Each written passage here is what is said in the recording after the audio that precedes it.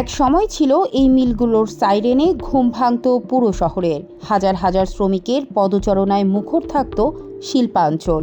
আজ সেই 50টি রাষ্ট্র আয়ত্ত পাট ও বস্ত্রকলের মধ্যে সচল মাত্র 9টি। প্রশ্ন হলো, বাংলাদেশের শিল্প খাত কি ধীরে ধীরে ইতিহাস হয়ে যাচ্ছে, নাকি নতুন কোনো রূপে ফিরছে? লোকসানের ভার বইতে না পেরে সরকার একে একে বন্ধ করে দেয় রাষ্ট্র আয়ত্ত পাট ও বস্ত্রকল। শত শত একর জমি, বিশাল স্থাপনা আর অচল মেশিন পড়ে থাকে বছরের পর বছর।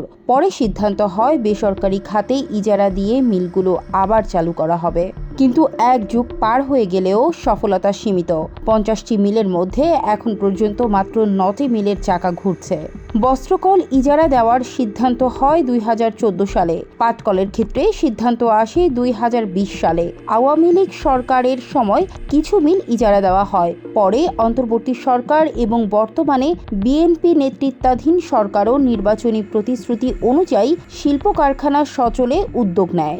বর্তমানে বিজেএমসি ও বিটিএমসির অধীনে রয়েছে 25টি করে মোট 50টি মিল। এর মধ্যে 35টি মিল বেসরকারি খাতে দেওয়ার পরিকল্পনা করা হয়। দেশে এখন পর্যন্ত ইজারা রয়েছে 18টি মিল, কিন্তু চালু হয়েছে মাত্র 9টি। 25টি পাটকলের মধ্যে 20টি ইজারার জন্য নির্বাচিত হয়। 14টি ইজারা দেওয়া হলেও চালু হয়েছে মাত্র 7টি।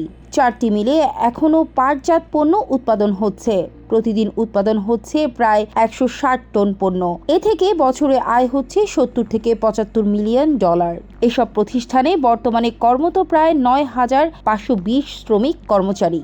শুধু পাট নয়, কিছু মিল এখন নতুন রূপে ফিরছে। কোথাও তৈরি হচ্ছে সোয়েটার, কোথাও জুতা, ছাতা, তাঁবু কিংবা গাড়ির স্পেয়ার পার্টস। রাজশাহী জুট মিলে প্রাণ আরএফএল প্রতিদিন উৎপাদন করছে প্রায় 5,000 জোড়া জুতা, 1,300 ছাতা এবং 400 তাঁবু। বিটিএমসির 25টি মিলের মধ্যে বর্তমানে পিপিপির আয়ত্তায় চালু রয়েছে মাত্র 2টি, আহমেদ বাওয়ানি টেক্সটাইল মিলস এবং রাজশাহী টেক্সটাইল মিলস। আহমেদ বাওয়ানি মিলে বর্তমানে 25,000 শ্রমিক কাজ করছেন। তৈরি হচ্ছে রপ্তানিমুখী ডেনিম, জিন্স ও সোয়েটার। রাজশাহী টেক্সটাইল মিলকে পরিবেশ বান্ধব শিল্প পার্কে রূপ দিচ্ছে প্রাণ আরএফএল। সেখানে ইতোমধ্যে কর্মস্থান হয়েছে প্রায় 2,000 মানুষের। তবে সব মিলের গল্প আশার নয়। কিছু মিল মামলার জটিলতায় আটকে আছে, কিছু মিল অর্থনৈতিক অঞ্চল বা থিম পার্কে রূপান্তর হচ্ছে। আবার রাজনৈতিক পথ পরিবর্তনের পর কয়েকটি প্রতিষ্ঠান ইজারা নেওয়া মিল চালাতে অপারগতা জানিয়েছে। বিজেএমসির কর্মকর্তারা বলছেন, ইজারা নেওয়া প্রতিষ্ঠানগুলোকে 30 মাস সময় দেওয়া হয়েছে আধুনিকায়ন ও উৎপাদন প্রস্তুতির জন্য।